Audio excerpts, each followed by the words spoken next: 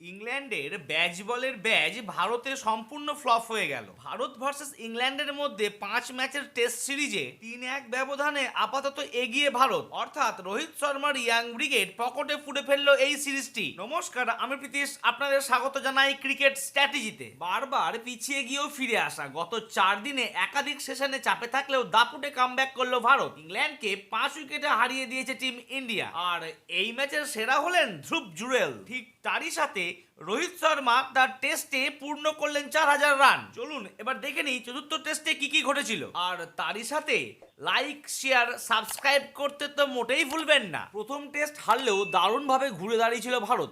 বিশাখাপত্তনমে সমতা ফেরাই রাজকোটে 434 রানের রেকর্ড ব্যবধান জিতেছে ভারত। রাঁচিতে 5 উইকেটের জয়ে সিরিজে নিশ্চিত করে নিয়েছে ভারতীয় দল। This could be it. So India win the series. They win this test match by 5 wickets. করেছিল ইংল্যান্ড। পরিস্থিতি কঠিন হয়ে দাঁড়িয়েছিল ভারতের। ধ্রুব জুরেল দুটি গুরুত্বপূর্ণ জুটি করেন কুলদীপ যাদব ও আকাশদীপকে নিয়ে। মাত্র 10 রানের জন্য সেঞ্চুরি মিস করেছেন তিনি। তবে তার ইনিংসের সৌজন্যে মাত্র 46 রানের লিড নিতে সক্ষম হয়েছিল ইংল্যান্ড। দ্বিতীয় ইনিংসে কুলদীপ যাদব ও আশ্বিনের অনবদ্য বোলিংয়ে ভারত ঘুরে দাঁড়ায়। চতুর্থ ইনিংসে 192 রানের লক্ষ্য তাড়া করতে নেমে ওপেনিং জুটির শুরুটা দুর্দান্ত করেছিল। তারপর উইকেট পড়ে যাওয়ায় ফের চাপে পড়ে ভারত।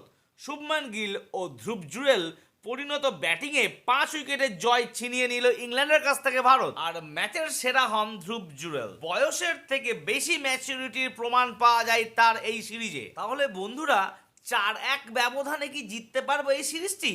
অর্থাৎ পঞ্চম টেস্ট ম্যাচটিও কি ভারত জিতে যাবে? জানাতে মোটেই ভুলবেন না আমাকে।